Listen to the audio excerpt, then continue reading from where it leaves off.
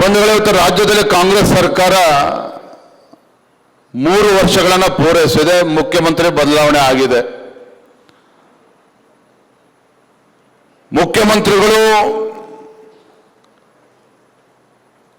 ಕೇವಲ 10 ಸಚಿವರೊಂದಿಗೆ ಸರ್ಕಾರವನ್ನು ನಡೆಸ್ತಾ ಇರ್ತಕ್ಕಂಥ ರೀತಿಯನ್ನು ನೋಡಿದ್ರೆ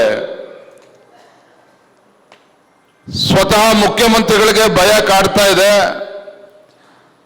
ಯಾವಾಗ ಮಂತ್ರಿಮಂಡಲದ ವಿಸ್ತರಣೆಗೆ ಕೈ ಹಾಕ್ತೀವೋ ಆವಾಗ ತಮ್ಮ ಬುಡಕ್ಕೆ ಬರ್ತದೆ ಅನ್ನುವ ಭಯದ ಕಾರಣದಿಂದ ಇನ್ನೂ ಕೂಡ ಕ್ಯಾಬಿನೆಟ್ ಎಕ್ಸ್ಪಾನ್ಷನ್ ಮಾಡೋದಕ್ಕೆ ಆ ದುಸ್ಸಾಹಸಕ್ಕೆ ಇನ್ನೂ ಕೂಡ ಕೈ ಹಾಕದಂತೆ ಕಾಣ್ತಾ ಇಲ್ಲ.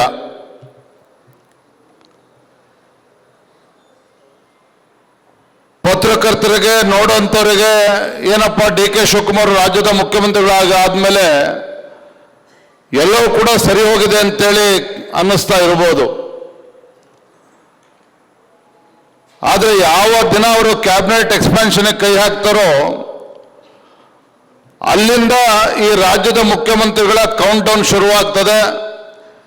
ಈ ರಾಜ್ಯದಲ್ಲಿ 3ನೇ ಮುಖ್ಯಮಂತ್ರಿ ಬಂದರೂ ಕೂಡ ಆಶ್ಚರ್ಯ ಇಲ್ಲ.